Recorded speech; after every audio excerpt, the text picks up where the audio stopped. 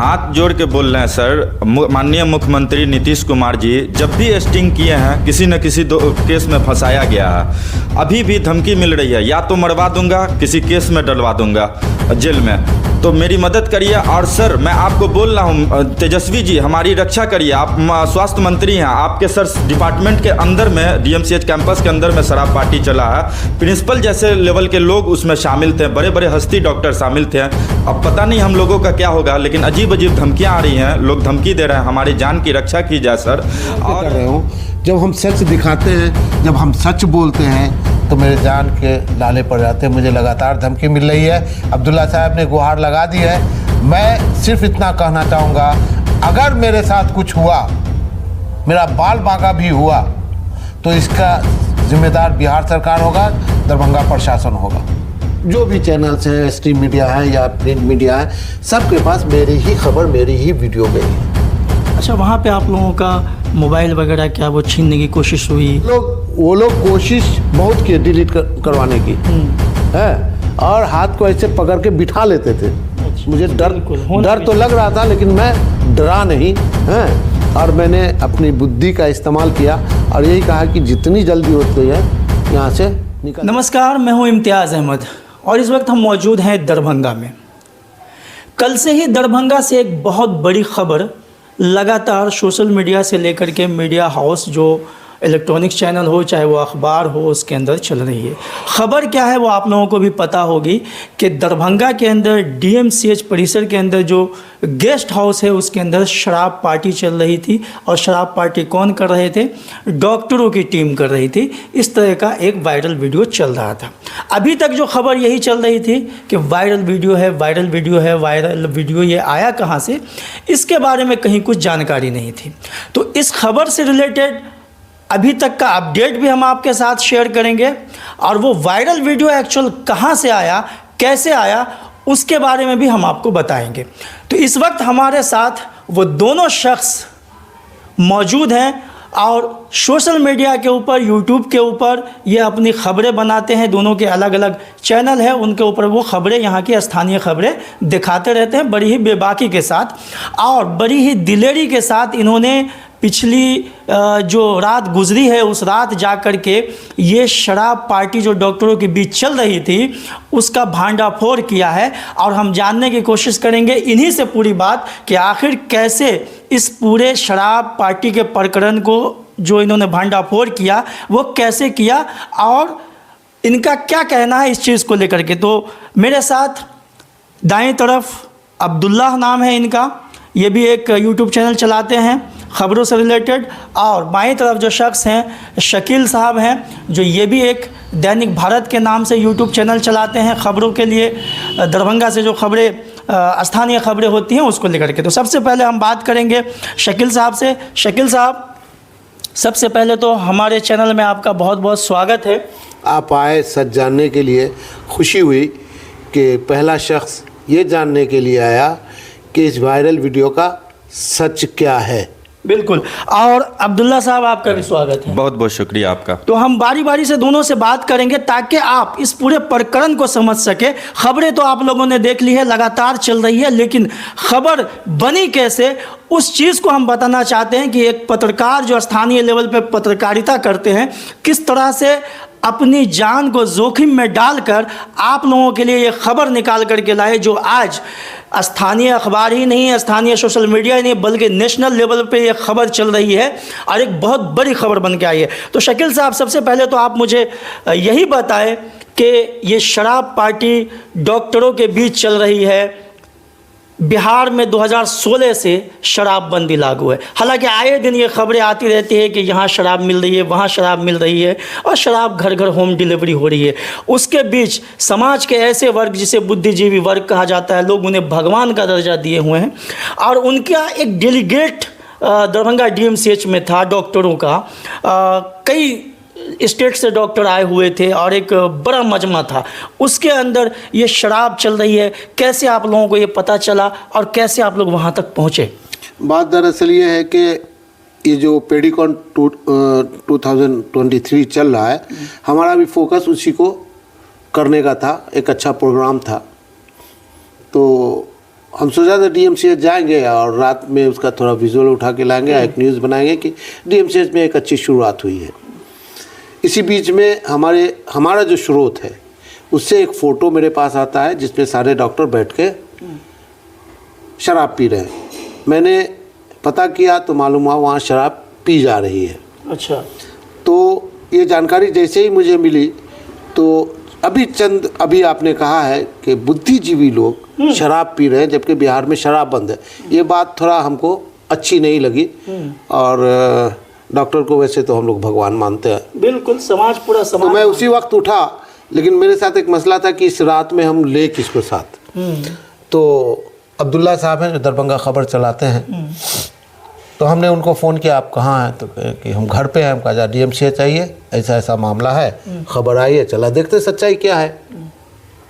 जब हम DMCH के गेस्ट हाउस के पास पहुँचे हैं तो मैं अंदर चला गया था, तो कोई लोग नज़र नहीं आ रहे थे। तो वहीं पे किसी ने कहा कि भाई यहाँ से लोग जा चुके हैं और M2 कैफ़े है, वहाँ शराब पार्टी अब चल रही है। अच्छा, ये M2 कैफ़े कहाँ है? ये लहरियासराय में है, ML एकेडमी के बगल में। अच्छा, बेता के आगे? बेता के आगे, बिल्कुल। जस्ट बेता से आगे जब आ जाए RB मेमोरियल से आगे जाइएगा तो राइट हैंड साइड में M2 नया बना है। ठीक है। तो हमने इनको कहा कि चलिए वहाँ चलते हैं। वहाँ गाड़ी लगाए और मुझे पता तो था नहीं कि एक्चुअली किस रूम में कहाँ चल रहा है, अंधेरे में थे हम। अच्छा। और सच्चाई भी जानना था कि वाकई ये बात सही है खबर या झूठी है। तो मैं सीढ़ी से ही हम लोग चढ़ते हुए ऊपर चले गए। ऊपर जैसे आखिरी में पहुंचते हैं तो सामने में बैंकेट हॉल था जहां खाना वाना सब लगा हुआ था।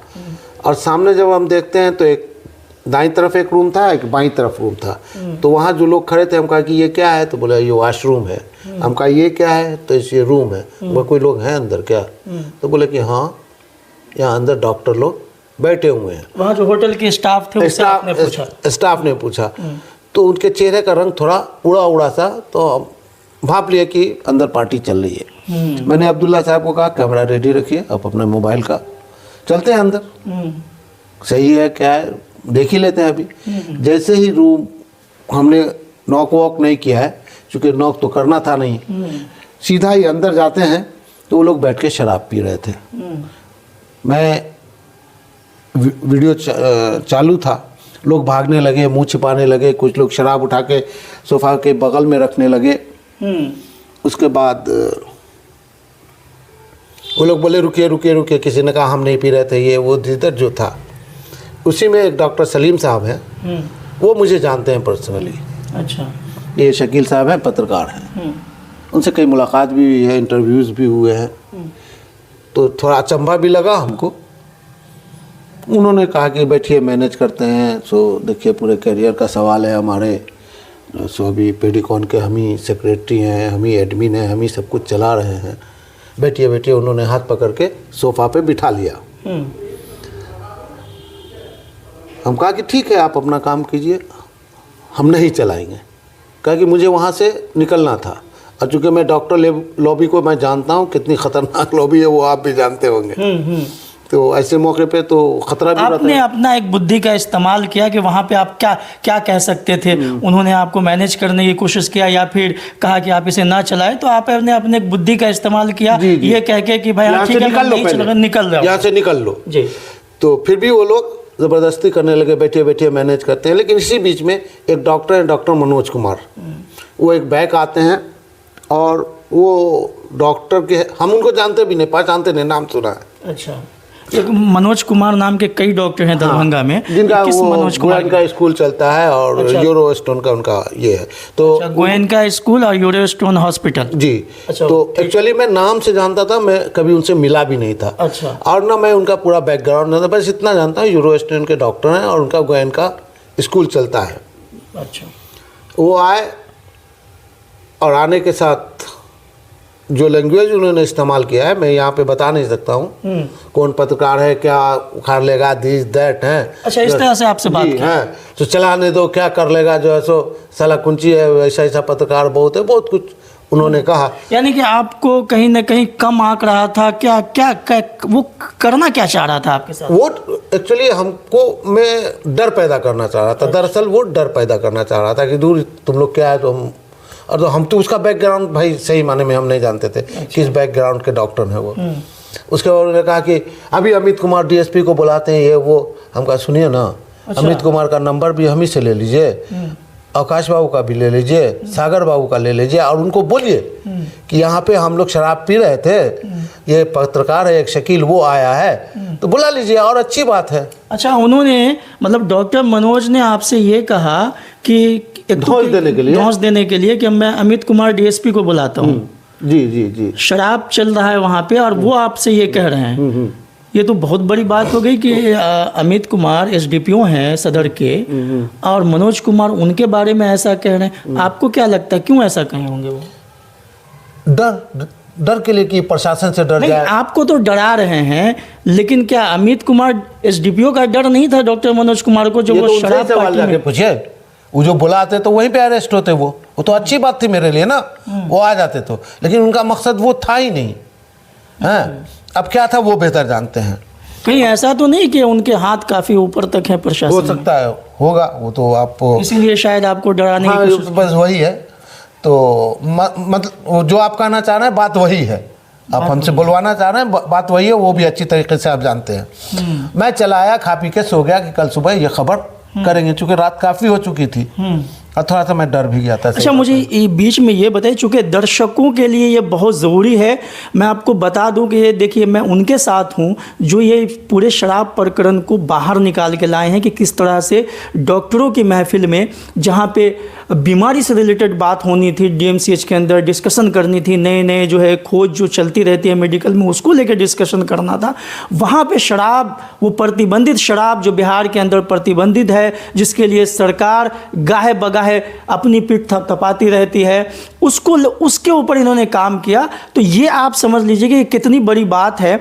आप मुझे ये बताइए कि जब आप वहाँ पे गए, चूँकि इतना बड़ा रैकेट, इतनी बड़ी लॉबी, डॉक्टर लॉबी, इतने सारे लोग थे वहाँ पे, शराब था, तो उन लोगों ने तो आपको प्रेशराइज तो किया ही, खरीदने की भी कोशिश की। नहीं, उन्होंने खरीदने की पूरी कोशिश की।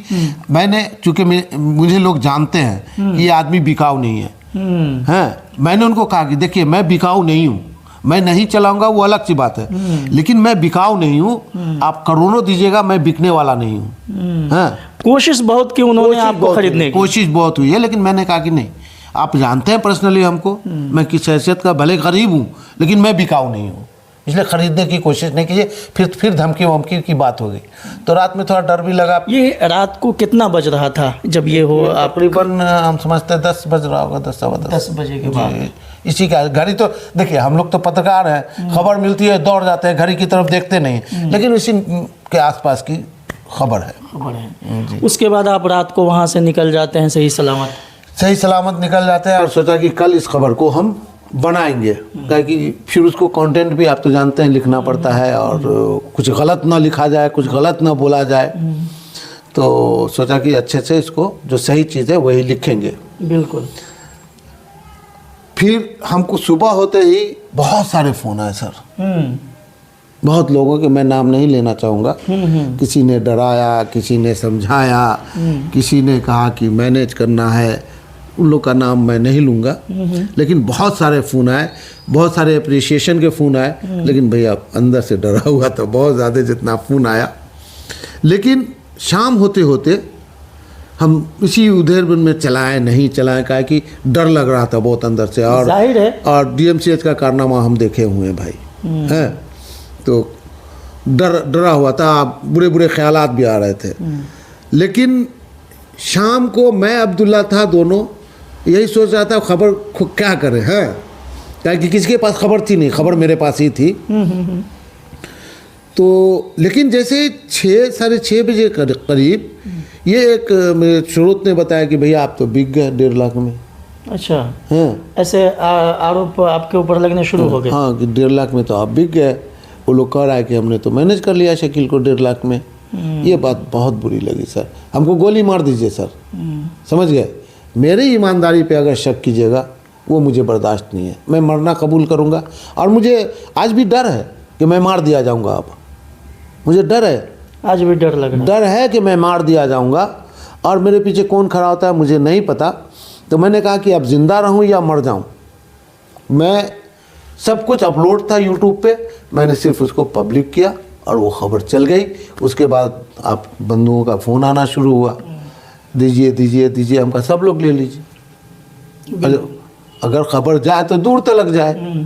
तो मैंने सबको देना शुरू किया। फिर उसी से लोगों ने अपना जो भी चैनल्स हैं, स्ट्रीम मीडिया है या प्रिंट मीडिया है, सबके पास मेरी ही खबर, मेरी ही वीडियो गई है। अभी आप ये पूरी तरीक़ा से दावा करते हैं कि वो जो वीडियो जिसको वायरल वीडियो कहा जा रहा है, उन्होंने उस वीडियो को आपने खुद वहाँ पे बनाया? हमने नहीं, मेरे जो साथ थे अब्दुल्ला भाई का ही मोबाइल था और मैंने उनको कहा था कि आप अपना मोबाइल ऑन रखिएगा, कैमरा ऑन रखिएगा। उसी मोबाइल से बना है और उसी मोबाइल से फिर उन्होंने हमें ट्रांसफ़र किया है और उसी से हमने खबर बनाई है। अच्छा, वहाँ पे आप लोगों का मोबाइल वगैरह क्या वो छीनने की कोशिश हुई, किस तरह से क्या? नहीं, देखिए कोशिश तो क्या होगा कि इसको डिलीट कर दीजिए। वो लोग कोशिश बहुत की डिलीट करवाने की है और हाथ को ऐसे पकड़ के बिठा लेते थे। अच्छा। सोफ़ा पर, ऐसे जैसे सोफ़ा में है तो वहाँ तो आप गए हैं तो देखा होगा, बिठा लेते थे। लेकिन मुझे एक चीज़ है इम्तियाज़ भाई कि जब मैं ईमानदारी से काम करता हूँ तो अंदर से मजबूत होता हूँ। मुझे डर तो लग रहा था लेकिन मैं डरा नहीं हैं और मैंने अपनी बुद्धि का इस्तेमाल किया और यही कहा कि जितनी जल्दी होती है यहाँ से निकल जाए। फिर 4-5 लोग नीचे M2 कैफ़े के नीचे खड़े हुए भी थे, डॉक्टर मनोज थे, उनके साथ और भी लोग थे। तो मुझे लगा कि भैया कुछ अनहोनी ना हो जाए, तो मैंने अब्दुल्ला का कहा बेटा साइकिल स्टार्ट करो, मोटरसाइकिल स्टार्ट करो, निकल लो यहाँ से, और मैं चला आया। अभी आप क्या चाहते हैं? आपके दिल में क्या चल रहा है? जिस तरीके से अभी आपने बताया कि अभी भी आपको एक ख़तरा महसूस हो रहा है, जान का ख़तरा महसूस हो रहा है, चूँकि लॉबी ही ऐसी है, आपको कई तरह के फ़ोन भी आए, तो आप ऐसे में शासन प्रशासन से कुछ कहना चाहते हैं? जी बिल्कुल। मैं चूँकि सिटी एसपी को सारी बात मालूम है, डीएसपी अमित कुमार को पूरी बात मालूम है, मेरी बात हुई है सागर बाबू से, अमित बाबू से, उनका बाइट मौजूद है, छापा भी मारे तो मैं उनके साथ ही था। अब उन्होंने जो कुछ भी कहा वो आप लोगों के नज़र के सामने है, क्या क्या पकड़ा है वो भी आपके नज़र के सामने है। लेकिन डर तो है, डर तो रहा हूँ और मैं सोच रहा हूँ कि मैं कल मिलूँगा वरीय पदाधिकारी से, पुलिस पदाधिकारी से, और उनको कहूँगा खतरा तो है भाई, है नहीं होगा तो कोर्ट में भी जाएंगे, समझा कि नहीं। लेकिन हर आदमी, कोई तो मरना नहीं चाहता है। आप मुझे जानते हैं, बिल्कुल पत्रकारिता में मैं आपसे जूनियर हूँ, 3-4 साल की पत्रकारिता है, चूँकि रिटायर आदमी हूँ। और जो हाल देखा था और मैं यही सोच के आया था, जो दिखाऊंगा सच दिखाऊंगा, और चैनल पे भी मेरे लिखा हुआ है मिरर ऑफ ट्रूथ, मैं सच ही दिखाता हूँ, उससे मैं कंप्रोमाइज़ नहीं करता हूँ। आपको गोली मारना है मार दीजिए। नहीं, बिल्कुल आप निडर रहें और हमें आगे भी इसी तरीक़ा से पत्रकारिता करते रहें, हम लोग चाहेंगे। और हम लोग एक पत्रकार की हैसियत से आपके शाना बशाना खड़े रहेंगे, आपके सुरक्षा के लिए हो, चाहे आपकी जिस तरह से मदद की ज़रूरत हो, जहाँ तक हम लोग कैपेबल हैं आपके साथ ज़रूर खड़े रहेंगे। शुक्रिया। तो ये कर रहे थे, पूरा प्रकरण आपने सुन लिया। मैं चाहता था कि इस शराब प्रकरण का जो भांडाफोड़ हुआ है डीएमसीएच के डॉक्टरों को लेकर के, उसकी असल जो वीडियो फुटेज है जिसने बनाया और जिस दिलेरी के साथ, जिस साहस के साथ, उससे मैं मिला हूँ, उससे रूबरू कराऊँ हूँ। चूँकि खबर तो चल रही है लेकिन अब तक इस बात का जिक्र नहीं आया कि ये वीडियो बनाया किसने और किसने इतना बड़ा साहसी काम किया। तो मेरी कोशिश ये थी इस खबर के ज़रिए कि मैं उनसे मिलाऊँ आपको और उनका चेहरा दिखाऊँ, ताकि आप लोग उसे पहचान सके कि आपके शहर के अंदर जो पत्रकार काम कर रहे हैं वो कौन पत्रकार हैं जो इतना बड़ा भांडाफोड़ किया। तो मेरी कोशिश ये थी। मेरे साथ एक और शख्स हैं, पत्रकार ही हैं, अब्दुल्ला, और जो दरभंगा खबर के नाम से अपना यूट्यूब चैनल चलाते हैं। जैसा कि शकील साहब ने बताया, ये भी इनके साथ थे उस वक्त जब ये पूरे प्रकरण को अंजाम दिया गया। इन लोगों ने जो वो वीडियो शूटेज किया वहाँ पे रात को जा कर के, तो कहानी तो पूरी समझ लिया। अब हम उस कहानी को पूरी तरीक़ा से दोबारा दोहराना नहीं चाहेंगे। और अब्दुल्ला साहब से हम बस ये जानेंगे कि अब्दुल्ला साहब अभी इस चीज़ को लेकर के क्या चल रहा है आपके जहन में, आपके दिमाग में? क्या कोई डर का माहौल आपके अंदर भी बना हुआ है या किस तरह से, क्या आप महसूस कर रहे हैं? ये पूरा बात जब देख रहा हूँ मैं, जो घटना घटा है, बुद्धिनाथ झा जो कि मधुबनी बेनीपट्टी में जिसको जला के मार दिया गया था, डॉक्टरों के खिलाफ उन्होंने उजागर किया था स्टिंग ऑपरेशन के द्वारा सच्चाई, तो बस वही याद आ रहा है। क्योंकि जिस तरह से सुबह से लगातार धमकी मिल रही है, पत्रकारों के द्वारा समझाया जा रहा है कि आप उस एरिया में नहीं जाइए, एक दहशत का माहौल बना हुआ है हम दोनों के अंदर। जिस तरह से 12 बजे रात में स्टिंग करके आए हम लोग, उस वक्त अंदाज़ा नहीं था कि इस तरह से मामला वायरल हो जाएगा, पटना तक खबर चला जाएगा। लेकिन अब जो है लगातार पत्रकारों के द्वारा भी समझाया जा रहा है कि उस रूट में नहीं जाइए, और जो लोग हैं कुछ धमकी दे रहे हैं। यहाँ तक पैसा रात में भी बहुत ऑफर किया गया कि आप यहीं पे ले लीजिए, वीडियो वगैरह सारा डिलीट कर दीजिए, लेकिन हम दोनों ने साफ मना कर दिया, पैसा वैसा कुछ नहीं लेना है, जो सच्चाई है बस वो उजागर करना है। आम लोग जो हैं, वो आम लोग अगर आज इस तरह बैठ के पीते तो पूरा जेल भरा रहता, हाजत भरा रहता, लॉकअप भरा रहता। लेकिन ये लोग डॉक्टर हैं, इनका कोई कुछ नहीं कर सकता। इससे पहले भी 95 पेटी DMCH में पकड़ाया है, लेकिन किसी पे कोई कार्रवाई नहीं हुई है। मैं तो वहीं पे रहता हूँ, DMCH के पास ही में घर है, वहीं पर का न्यूज़ दिखाता हूँ, तो मुझे खतरा तो है। इसके लिए मैं CGM के पास जाऊँगा। सारे पत्रकार लोग जो हैं वो हमारे सपोर्ट में हैं, साथ हैं। तो ये देखिए, ये अब्दुल्ला साहब थे जो अपनी बात रख रहे थे कि किस तरह से इस पूरे प्रकरण के बाद, इस पूरे मामले को उजागर करने के बाद इन लोगों के अंदर एक खौफ और एक डर का माहौल बना हुआ है। चूँकि बात ये आ रही है कि जिन लोगों के ख़िलाफ़ इन लोगों ने ख़बर को बाहर निकाला वो काफ़ी मजबूत लोग हैं। कहा जाता है, ऐसा कहा जाता है कि उन लोगों के पॉलिटिकल जो है वो लिंक अच्छे हैं, और इसको लेकर के जो है कहीं ना कहीं इन लोगों के ऊपर जो है दबाव, प्रेशर बनाया जा सकता है, और वो एक जो डर होता है उसका, वो कहीं ना कहीं इन लोगों के अंदर से झलक रहा है। तो ऐसे में सवाल खड़ा हो जाता है ज़िला प्रशासन के ऊपर कि ज़िला प्रशासन के ऐसे में जिम्मेदारी है, जवाबदेही है कि वो इस तरह के लोगों की सुरक्षा पर, इस तरह के जो व्यक्ति हैं जिन्होंने इतना बड़ा भांडाफोड़ किया है, उसको सुरक्षा मुहैया कराए।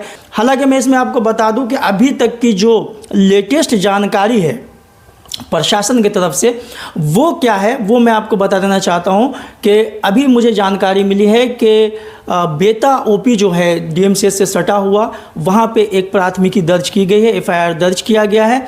FIR दर्ज करने में, उसमें जो FIR दर्ज किया गया है उसके अंदर एक डॉक्टर जो डॉक्टर सलीम हैं उनको नामजद किया गया है, कुछ अज्ञात लोग भी किए गए हैं, उनके विरुद्ध जो है कानूनी कार्रवाई करने के लिए FIR दर्ज हो चुकी है। हालांकि जब ये पूरा फुटेज आया था, वीडियो आया था, उसमें कई डॉक्टर शामिल है, तो ये जाँच में आगे आएगा कि और कौन कौन से डॉक्टर्स थे वहाँ पर जो शराब पार्टी में शामिल थे। तो ये आने वाले समय में ये सब चीज़ें पता चलेगी।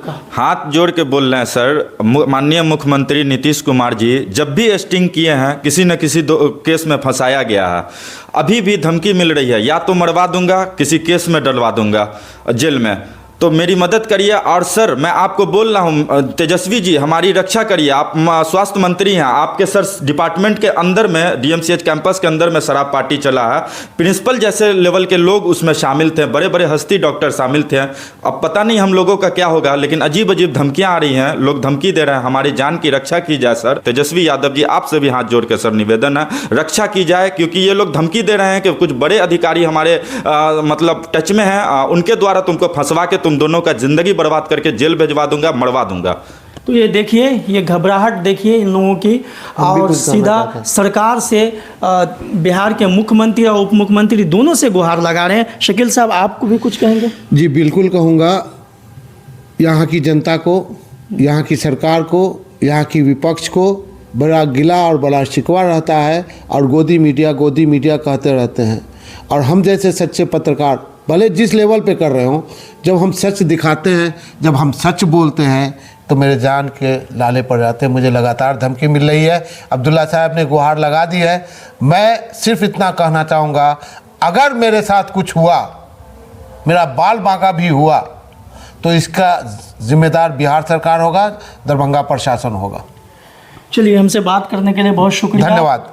आपका भी बहुत शुक्रिया। बहुत बहुत धन्यवाद। तो ये देखिए, सीधी सी बात दोनों ने कह दिया कि जान को ख़तरा है और सुरक्षा की ज़रूरत है। अगर कुछ होता है तो जवाबदेह सरकार को ये मान रहे हैं कि अगर इनके साथ कुछ होता है इस प्रकरण के बाद तो जवाबदेह सरकार होगी। तो ऐसे में सरकार की भी जवाबदेही है, जिम्मेदारी है कि इनकी भरपूर सुरक्षा की जाए, इनको सुरक्षा मिलनी चाहिए ताकि इनका मनोबल ऊंचा रहे और इनसे जो है और भी पत्रकार सीख लें, ताकि आने वाले भविष्य में अगर समाज के अंदर इस तरह की कोई कुरीति होती है तो उसे वो दिखाने का हिम्मत पैदा कर सके।